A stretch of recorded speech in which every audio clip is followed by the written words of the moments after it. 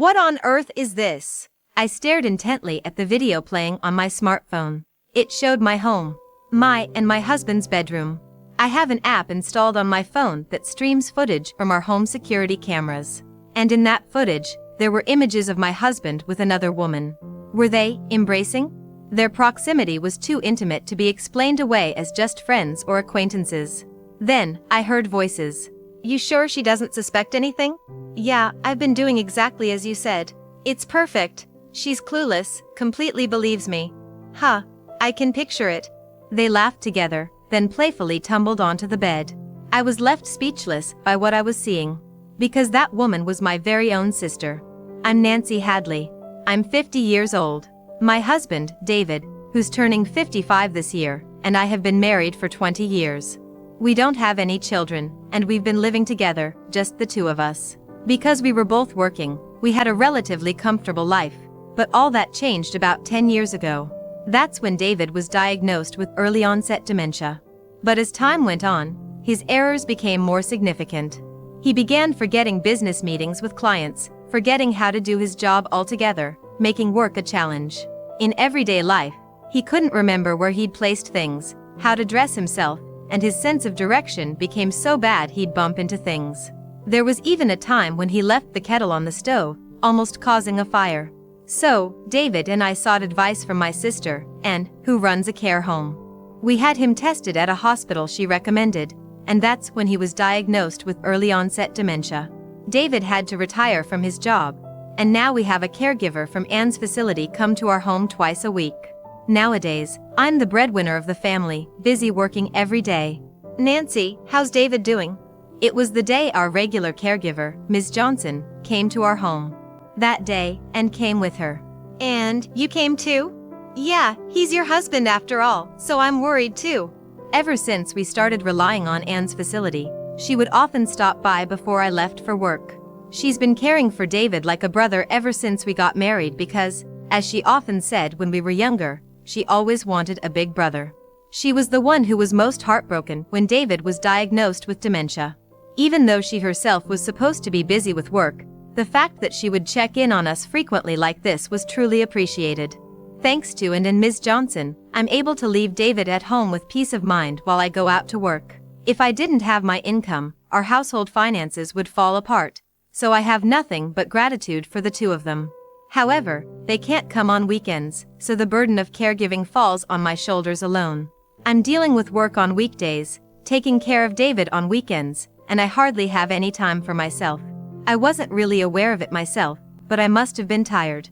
A nurse who was familiar with me at the hospital where I took David for his regular checkup noticed my fatigue. We've known each other for nearly 10 years, so it seems she can tell even the slightest things. Mrs. Hadley, it's inevitable that caring for your husband is hard, but you need some time to rest by yourself. You're right, I understand that.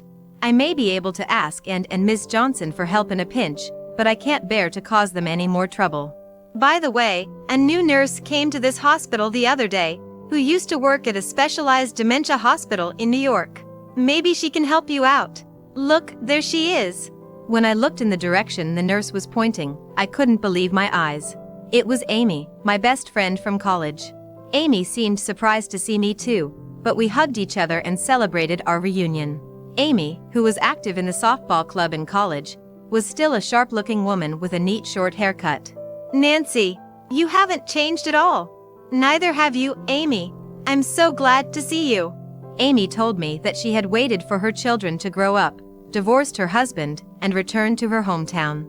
Just let me know when you're free for a cup of coffee, she suggested, when David came out of the examination room in his wheelchair after finishing his tests. Oh, this is my husband, David.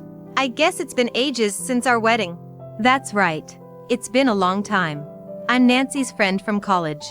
Amy, bending down to match the eye level of David seated in the wheelchair, paused for a moment. Amy? Something wrong? Oh, sorry. David, we met once at your wedding. Is that so? I'm looking forward to your future care. Thank you in advance. David smiled at her and replied. Amy seemed to be looking at David with a somewhat meaningful expression. Probably noticing my puzzled look, she stood up with a smile. I've taken care of many patients like your husband, so I might be able to give you some advice. I think I can be of some help, so feel free to ask. Yeah, I'll rely on you for sure. Thanks, Amy. We waved goodbye to each other. After that, there were several occasions when I met Amy, such as when I went to get David's medicine or when his health deteriorated. Each time, Amy would look at me with concern, but I pretended not to notice and brushed it off. A few months after my reunion with Amy, David and I visited the hospital together. Just as David was called in for an examination, I heard, "Nancy." When I turned towards the voice, there was Amy, looking serious. Amy, is something wrong? Your husband, David, just went in for his examination. Do you have a moment to spare? Sure, I guess. Amy guided me to a counseling room. Nancy, how is it, taking care of David? Are you worried about me? Thanks. I discussed David's recent health condition, and also mentioned how the lack of breaks was taking a toll on my body. Amy listened intently to my story. I thought she was just concerned about my well-being, but then she began with, "Actually, Nancy." The following words she spoke were hard to believe. It was about a week before I met you again, Amy started. She was walking around town shopping when she spotted Anne with a man. She was familiar with Anne's face, as she's my sister, but Amy felt like she recognized the man's face. When Amy called out to them and introduced the man as her boyfriend. It was when we met at the hospital again that I realized it was David, your husband. It all seems so confusing. That's surprising. No wonder you had a strange look on your face back then. But Amy had seen Anne and David together in town a week before we met again. However, David seemed entirely unaware of Amy's presence. I was different back then. I had longer hair, down to my shoulders, and I was wearing glasses. I looked totally different. That might explain why he didn't recognize her. But still. Also, there's one more thing that's been bothering me. According to Amy, David's responses at the hospital felt terribly unnatural for someone with dementia. She said that his behavior was exactly like someone she'd seen in the hospital where she used to work, who was pretending to have dementia. The man I saw in town was walking confidently, responding clearly. He looked perfectly healthy. Could it have been a mistake? Perhaps you misidentified him?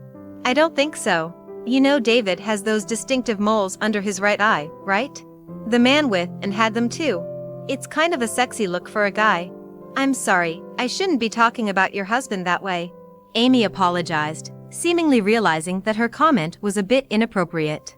But it's true, David does have those moles. It's not common to find someone else with the same face and mole positioning. So, could it be that David has been pretending to have dementia for 10 years, and he's having an affair with Anne? The story was hard to believe, but Amy was not one to lie. Honestly, I don't think this hospital is very good, Amy confessed. What? The doctors here aren't great, and I've heard bad rumors too.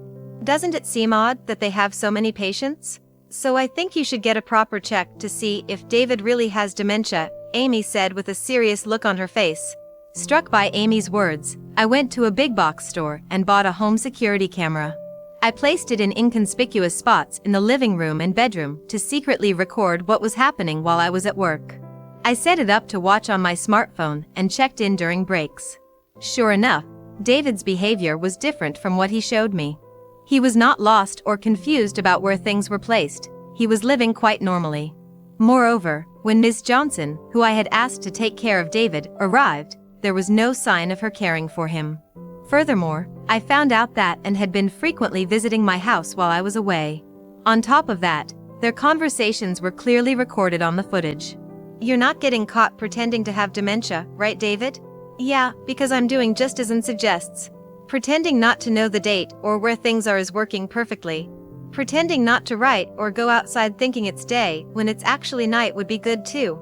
Nancy is a trusting person, so I don't think she'll suspect anything. Is Ms. Johnson okay? Won't she spill the beans? She's fine. She's a single mom with a kid, so she needs money. I've been giving her a little higher salary and she's been keeping quiet. After laughing together, they would flirt and head to the bedroom. I was left speechless when I saw the footage. I couldn't believe my sister and husband were conspiring behind my back. But the evidence was clearly left on the footage. I was lost, faced with the undeniable truth. A few days later, I felt the urge to talk to Ms. Johnson, who had been taking care of David. When I contacted Ms. Johnson, she said she would be available the following Saturday. I visited her apartment and showed her the footage. She looked resigned, apologized to me with tears in her eyes, saying, "What's in this footage, is the truth. I've been deceiving you all this time and I'm truly sorry. I don't have a license, and I was struggling to find another job. I had no choice but to go along with what Aunt said because she hired me with such attractive terms." As Aunt had said in the footage, she was a single mother, raising her child on her own, and she needed money. However, she felt guilty because she knew she was aiding in deceiving someone. Thanks to that guilt, I was able to get her testimony. She also entrusted me with copies of receipts, daily reports, and her diary from that time. No matter how much I needed money, I did something unacceptable as a human being. I am really, really sorry. She kept apologizing over and over again. In addition to the evidence and testimony provided by Ms. Johnson, I decided to collect more proof. After visiting a few related parties and hearing their stories, I consulted with my lawyer and decided to confront David and Ann at the scene of their affair. On a typical weekday, I pretended to go to work as usual and waited near my house. When Ann arrived at the house and it seemed like the right time when the two of them likely got busy, I came back home. Capturing the scene, they panicked, unable to escape, and I said coldly, "I know everything now. David, I heard you messed up your precious job. Got sidelined and started to hate your work?" This was something his coworker had told me. David had been saying to his colleagues, "There's nothing more I can do here. Nancy is making good money, I want to quit and live a laid-back life." Looking at my calm demeanor, David began to confess in a hurry. "It wasn't from me, it was Aunt who seduced me. She said we could pretend to have dementia and be supported by you. While you are at work, we can meet as much as we want. Even Ms. Johnson was hired by Aunt for the sake of an alibi." His words suggested the one at fault is Aunt, not me. At David's words, Ann went hysterical and began to rage. What the heck? Even David was fully on board with the plan. And now he's trying to duck out and avoid responsibility. That's cowardly. Shut up. You were the one who kept pushing me into this. I just went along with what you said. I could feel my heart growing colder as the two of them bickered at each other, stark naked. I couldn't stand this situation with these two any longer. That's enough. Both of you get out. I threw them out of the living room window, along with their clothes and Ann's purse that were scattered on the floor, and then shut the window. They kept banging on the window, saying things like "open up" and "let us explain." But I just closed the curtains and ignored them. When they wouldn't stop banging on the window, I sent them a message on WhatsApp saying, "Be quiet. If you don't want the cops called, leave now," and suddenly, they fell silent. For a few days afterward, they kept coming to the house and sending messages on WhatsApp, which got on my nerves, so I sold the house and moved to a weekly rental apartment. In fact, when David was diagnosed with dementia, I had changed the title of our jointly owned house to my name.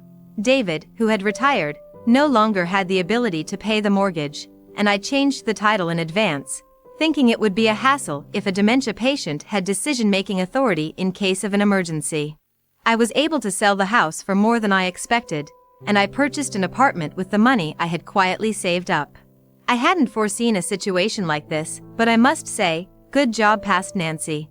And so, I divorced David. I also claimed division of assets against David. It doesn't matter whether David has the ability to pay or not. It's a statement that you two did this to me. I'll never forgive or forget it. What follows is what I heard through the grapevine. After divorcing me, David remarried and now lives in her house. However, it seems that they are not doing very well. This is just my assumption, but I think David and Ann were just caught up in the excitement of their affair.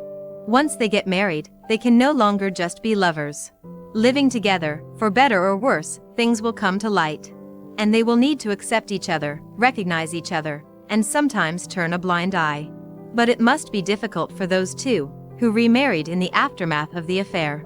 And even if they were to discuss breaking up, both of their parents have already passed away. The house where David and I used to live had already been sold. David doesn't have a place to return to now. They don't have any other family to rely on, no place to escape, so they have to deal with everything by themselves. Well, I couldn't care less. Actually, I would say they got what they deserved. Due to Ms. Johnson's revelation, Ann's facility had its license revoked and was closed. It seems that the facility was not making enough profit to repay the amount of money they had borrowed from the bank when they opened. And now has a significant amount of debt. That seems like a sufficient price for a sister who stole her sister's husband. It seems the quack doctor who issued the fake diagnosis faced trouble too. Following the incident, his staff, including Amy, quit one after the other, making it impossible to keep the business running, leading to the closure of his clinic. Apparently, he'd been accepting requests from some unsavory sources, issuing false medical reports like he did for David, and in return, they'd refer patients to him. This was the truth behind why he had so many patients, despite lacking the skill and any good reputation. After learning the truth, I was shocked by how outrageous some doctors can be. But I had to admit my fault too. I was too trusting. I took my sister's word and the quack doctor's claims at face value. According to Amy, I'm too kind and I trust people too much. I don't like to doubt people, but these days I'm reflecting, realizing that I need to scrutinize what people tell me more and think for myself. Amy, by the way, seems to have found a new job at a large general hospital in the neighboring town. Her work experience in a New York hospital was highly regarded, and it seems she's already earned the trust of those around her and is enjoying her work. And on Amy's recommendation, Ms. Johnson also started working at the hospital cafeteria. Wow, adorable! Amy's eyes were sparkling at the sight of a puppy frolicking with a ball. This puppy is a male miniature dachshund I brought home about a month ago. He's my precious partner, soothing my heart and body when I come home tired from a long day at work. Since this little guy arrived, Amy has started to drop by my apartment more often. He's just so cute, I can't help but come see him. She says that, but in reality, she's coming because she's worried about me. She won't admit it though. I've lost my husband, but now I get to spend this enjoyable time with my best friend. I find myself thinking that a single life, enjoying the company of a fellow woman, doesn't sound too bad after all. Wow, those instant noodles sure look tasty. We're so jealous. While my in-laws dig into their succulent sirloin steaks, they toss sarcastic comments my way as I slurp my instant noodles. But this is the last straw. I've decided to settle the score in the worst way possible. My name is Lucy. I'm a 30-year-old nurse. I've been married to Samuel for 5 years, but we don't have kids yet. Early on in our marriage, unable to conceive, we took some tests at the suggestion of my mother-in-law. Turns out, neither of us had any issues.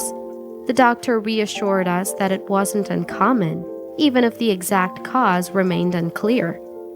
But even after explaining this to my mother-in-law, she said, "There's no way someone like you belongs in our family. It's definitely your fault."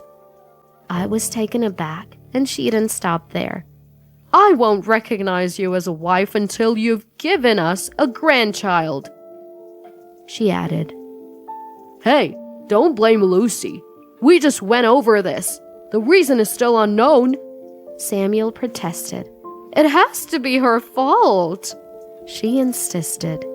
My mother-in-law had been kind before we got married, but the moment she found out we were struggling to conceive, she turned sour.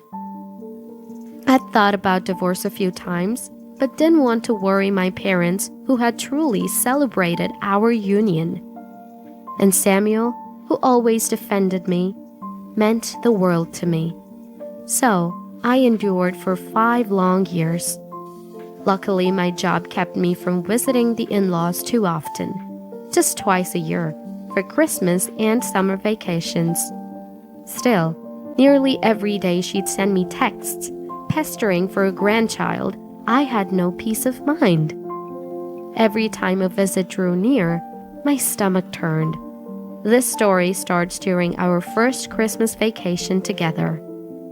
At our place, family gathers for Christmas, and we all have steak, high-quality stuff you wouldn't normally eat, she said. With that, she served me an absolutely tantalizing steak. I understand that the diner's steak was good, but this was incomparably better. In the first year, everyone was still kind to me. When I tried to help with the housework, they'd say, "Please sit, you're tired from work." treating me like a guest. However, when they realized I was having difficulty conceiving, their attitude took a 180. From that Christmas vacation on, no steak appeared before me. Instead, my mother-in-law carelessly placed instant noodles in front of me. "If you're not family, instant noodles are good enough. Boil the water yourself," she said, laughing. "Mom, what are you thinking? This is unacceptable." Samuel defended me as always. But I didn't want to ruin the holiday vibe. Plus, it was my fault for not being able to have children. So I decided to think that way. "I'm fine with this. Thank you for preparing it, mother-in-law." I couldn't stay there any longer. Overwhelmed by humiliation and sorrow, I cried alone in the kitchen, slurping the instant noodles. After a while, Samuel came and said, "I'm really sorry about Mom. Want to share my steak?" I could hear the laughter of my in-laws and relatives from the living room. Instant noodles with discount stickers and aged steak. I couldn't even taste them through my tears. While most families split Christmas holidays between the husband and wife's parents, it's different in this household. We spent the entire vacation with my in-laws. Thanks to this arrangement, I've never been able to visit my own family for Christmas since I got married. I did bring this up with Samuel once. "Yeah, let's spend the Christmas at Lucy's home. I'll tell Mom." The next day, after my night shift, the doorbell rang aggressively. Rubbing my sleepy eyes, I opened the door, and mother-in-law stormed in. "What's this all about?" As I spoke, I felt a sharp slap across my cheek. I was struck by mother-in-law. I was stunned and speechless. "You told Samuel you wanted to spend this year at your parents' place? Who do you think you are?" she yelled. "No, you got it wrong. I just want to greet my parents for Christmas, too. Even a few hours would be enough," I said. I wondered if what I had just said was so unreasonable when my mother-in-law chimed in. "We always spend Christmas at our family's place. Don't get cheeky." Just as she raised her hand to strike me again, Samuel rushed in. "Stop it! What are you doing?" Samuel intervened. Apparently, mother-in-law had stormed out of the house in anger when Samuel told her we wanted to visit my parents. He had rushed after her. In the end, she didn't get it, and we had no choice but to spend every Christmas at his parents' home. They owned a small local factory. The staff consisted only of family members, mother-in-law, Samuel, and brother-in-law. Father-in-law had passed away from illness when Samuel was in college. Since then, mother-in-law took over as the CEO of the factory. She had fired all other employees to save on labor costs, she claimed. Father-in-law was a quiet man, but Samuel told me he was passionate and strong about his work. However, the amount of work that can be done is limited with just a few people. To make matters worse, my brother-in-law always finds excuses to slack off. In reality, it's mostly Samuel doing all the work. Despite this, Samuel's salary is low. My mother-in-law handles the finances and she's pretty careless about it. She even hands over his salary in cash. There have been numerous instances where the pay stub and the actual amount handed over don't match. When Samuel pointed this out, mother-in-law would fly off the handle and accuse him. "You must have taken it, didn't you?" What's more, she was often rude to clients. Her lack of integrity was evident, and whenever someone pointed something out, she would snap. "We don't need your business anyway." While many praised Samuel's work ethic, mother-in-law's attitude was so awful that they frequently lost contracts. And her response? "Good riddance to that company," she'd say without a second thought. On top of all of this, Samuel's already low salary was sometimes cut even further without any discussion because As she'd put it, times are tough this month. So it was mainly my income as a nurse that was supporting our household. Yet, according to my mother-in-law, the money I earned belongs to my husband. She started spouting nonsense that I, being the parent, should have the authority and demanded I transfer a lump sum to them each month. When I protested, her response was simple. If you don't like it, quit your job. I take pride in my work as a nurse. Mother-in-law knows that, and she's deliberately causing problems for me. Samuel and I were completely worn out, leaving us no choice but to obey. Because of the money we sent back home, our finances were in a tough spot. Samuel has a younger brother who looks and acts strikingly similar to my mother-in-law. Mother-in-law openly belittled me. Anytime I was in the in-laws' place, she'd shout, "Hey, hurry up with the food! You're so slow! Absolutely useless!" She never hesitated to say terrible things like that. He's single, but he has a fiancé. A fiancé for someone who says such terrible things? As I was pondering this, something unforgivable happened. It was during this year's Christmas vacation. Normally, I'd get summoned on the first day of the holiday to do small chores, like cleaning the exhaust fan or the area around the stove. While already tough, this year was different. As December began, mother-in-law showed up unannounced. This year, my son is bringing his fiancée for Christmas vacation. We're busy with work, so you better spend the next month cleaning the whole house. Wait a minute. I have a job too. It's unfair to expect me to do everything alone. What? Don't talk back. You should be grateful he hasn't divorced you, especially since you can't even have children. When I discussed this with Samuel after he got home, he told me, "You don't have to do that." But I didn't want her yelling and hitting me again. So I told Samuel, "I'll do my best. Thank you for always having my back." In reply, Samuel said, "I'm really sorry, Lucy," as he wiped away tears. He's too kind-hearted. I guess he just can't bring himself to cut ties with his family. Mother-in-law doesn't consider me family. Yet, she insists that housekeeping is the wife's duty. It's laughable. So, I ended up cleaning the entire house as instructed. I pushed myself to the limit, cleaning on my days off and after night shifts. To my surprise, everyone was very kind during this year's Christmas vacation. As evidence, there was even a steak in front of me. It had been years since we all ate the same meal at my in-laws. Normally, I'm given all sorts of chores and don't have time to eat. I'd either nibble on leftovers or slurp some instant noodles. But this year, the family was suddenly kind to me. The reason? It had to do with my brother-in-law's fiancé. All my hard work had paid off. Or so I thought.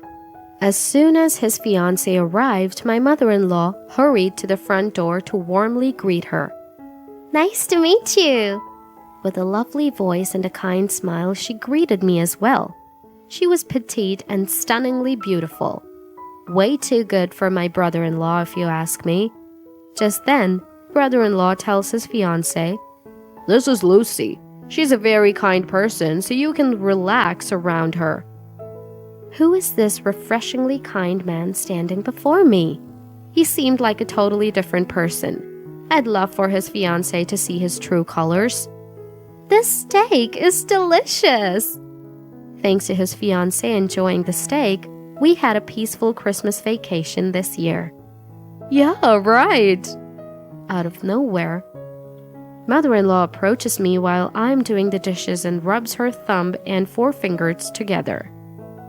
"Yes, what is this about?" "I'm talking about the cost of the steak. Why should we pay for your portion?" I felt sad and frustrated.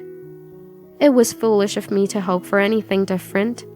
You couldn't taste the steak yesterday because you were too concerned about others. You ruined a perfectly good Christmas vacation.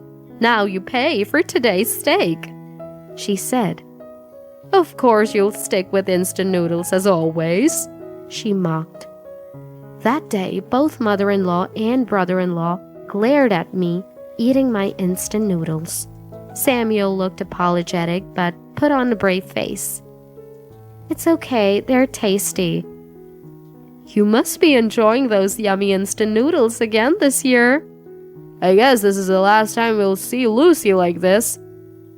They were making a total fool out of me. They just wanted to laugh at me in my misery. I'd had enough of his family, and I decided to get my revenge in the worst possible way. After that decision, I obeyed my in-laws without a single complaint. So much so that my mother-in-law commented, "You finally seem to know your place." Even when I was feeling sick, if my in-laws called, I prioritized them. As I lived this way, Christmas season rolled around again. "This year, make sure the cleaning is even more thorough," mother-in-law told me. Apparently, my brother-in-law was getting married. His fiancée would also be visiting as a sort of pre-wedding meet and greet. I was repeatedly told to avoid any mishaps. Why were my in-laws going to such lengths? Well, there was a reason.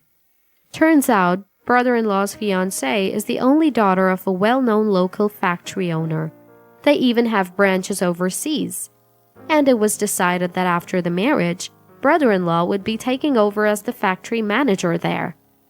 In other words, brother-in-law was marrying up, big time. My nearly bankrupt in-laws would merge their struggling factory with this larger one, and brother-in-law was going to oversee a new factory currently under construction. Mother-in-law and brother-in-law were thrilled.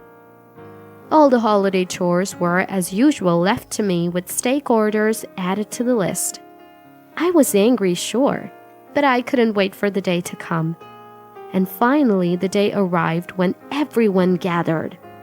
The fiancé was already there, and mother-in-law whispered to me, "Hurry up with the dinner preparation! You're so slow!" "Sorry," I said, laying out the steaks on the dining table. When everyone sat down, the fiancé said, See, the table was set with the usual steaks, for everyone but me. In front of me, I placed my usual instant noodles. "What's going on?" the fiancé asked. I told her bluntly, "Oh, this is business as usual for me. Go ahead and enjoy your steak. But just a heads up, if it turns out you can't have kids, you'll be downgraded to instant noodles like me." My sudden move left my in-laws speechless. "Is this true?" the fiancé asked. In a panic, mother-in-law responded, "Oh, that's not true. Lucy, that was uncalled for. Go get your steak." "Huh? I can't afford it this month. I sent so much money here that I'm broke. I bought my own steak, so I'll pass again this year." Mother-in-law and brother-in-law were glaring at me with furious faces, basically telling me to shut up. I didn't let it bother me and continued speaking. "But you know what? This is actually great. I've always been the one doing all the chores during summer vacations and Christmas vacations. Now that you'll be pitching in, life will be easier. Good to know I have another helping hand around the house, right, mother-in-law?" The fiancé looked disgusted by my words. I pulled out my phone and played a recording. It was a compilation of brother-in-laws hurling insults at me. "Oh, this recording is about 30 minutes long. Wanna listen to the end? Don't worry, there's a mother-in-law version too. I'll play it for you afterwards." At that, brother-in-law finally snapped, "Enough! Shut up! Stop embarrassing us! You're kidding, right?" "Why are you so angry? I'm just telling the truth, aren't I?" The fiancé looked down and muttered, I'll be going now." With a quick glance at me, the fiancé left. After that, mother-in-law and brother-in-law began berating me as expected. The insults were unbearable. Even though I had brought it on myself, it was tough to take. Just when I thought this, Samuel suddenly yelled, "Enough already!" Usually calm and collected, Samuel surprised everyone with his outburst. "The root of all this trouble is you guys. How dare you bring in such a useless wife?" "Samuel, you're hopeless. If you're frustrated, try marrying up like me." They both ridiculed Samuel. Samuel retorted, "Fine, we're done here. We're cutting ties with you. Don't ever show your faces again. I don't want to spend another second in this house. Let's go, Lucy." I was surprised by Samuel's actions, but also deeply relieved. "Don't ever think of coming back, not even when you're in need of money," said mother-in-law. We could hear her voices, yelling as we got into the car, but we ignored them and drove back to our home. When we got home, "I'm really sorry for all the pain I've put you through." He gave me a tight hug. At that moment, tears just poured out of my eyes. Looking at Samuel's face, it was like a dark cloud had lifted. For the first time in years, I slept soundly. And so, we were finally free from my in-laws. A month later, I had a meeting with someone. Lucy, over here! "It's been a while. How have you been?" "I haven't seen you since that day," I said. I can't stop thinking about that day. The looks on their faces were priceless." She laughed, clutching her stomach. The person standing in front of me, that person is my brother-in-law's fiancé. Or should I say, ex-fiancé. You see, I recognized her the moment we first met. We both went to the same high school, and although we didn't interact back then, the fiancé was always the one to watch. She was not just beautiful, but also the daughter of a CEO. In our grade, she was pretty much a local celebrity. When she reappeared as my brother-in-law's fiancé, I was genuinely shocked. It turned out we had mutual friends and we easily reconnected. When I told her about the mistreatment and verbal abuse I experienced from my in-laws, she was skeptical at first. But once I played her a recording of my brother-in-law, she finally believed me. Turns out, she too had been feeling uncomfortable around him, but was too scared to call it quits. The little act we pulled off that day was our own doing. I thought we might be laying it on thick, but they didn't notice a thing, so it was a masterpiece. I actually told Samuel about all this the next day. While he was surprised by my sudden actions, he reassured me that he would have done the same eventually. When I told her, "Life is so much calmer now thanks to you," she responded, "I was about to become part of a terrible family. Thank you." "So what happened on your end after that?" "That's where it got crazy," the fiancé began. Of course, after this incident, the marriage talks with brother-in-law were off the table. However, mother-in-law and brother-in-law, unable to accept it, stormed into fiancé's family business. They made a scene at the reception, demanding to see fiancé and claiming that they were wronged, causing a huge disturbance. Then fiancé's father appeared. As soon as they saw him, they ran up to him and started deeply apologizing. I'm surprised their high pride let them stoop so low. Fiancé's father had a word for them. "Stop your worthless apologies and leave now! If you come back, I'll call the police." The word police shocked them, and they ran away at full speed. Fiancé's father must have been so worried that his beloved daughter was nearly becoming a part of this terrible family. But they ignored his warning and continued to reach out. Their talks were about mergers, moving overseas, and new job positions in new factories. Apparently, they were making all of this up. None of these plans had ever been discussed. When they appeared in front of fiancé's father again, he called the police just like he had warned. As for the in-laws, their poor work ethics were well known locally, so there were no jobs coming their way, especially after making an enemy of a major local company. And once it was clear that Samuel, their last hope, was gone, their factory soon went bankrupt. Already drowning in debt, their near-bankrupt factory accrued a lot of debt. Their company and home were mortgaged and taken away. They tried to borrow money from relatives for debt repayment, but no one would even listen to them. That's because mother-in-law and brother-in-law's bad reputation had spread, and many didn't want to be known as relatives of such people.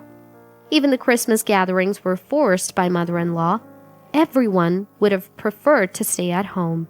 People complied out of fear, not knowing what mother-in-law might do if they refused.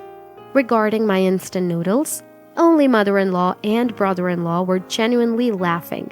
The rest wore forced smiles, some visibly straining their faces. A family member I met recently at the supermarket said, "I'm sorry I couldn't help you back then. You look really happy now, and it's such a relief." Jobless and homeless, they've apparently moved to a nearly collapsing cheap apartment and are living in extreme poverty. At least they won't be eating sirloin steaks anymore. As for me, I couldn't care less.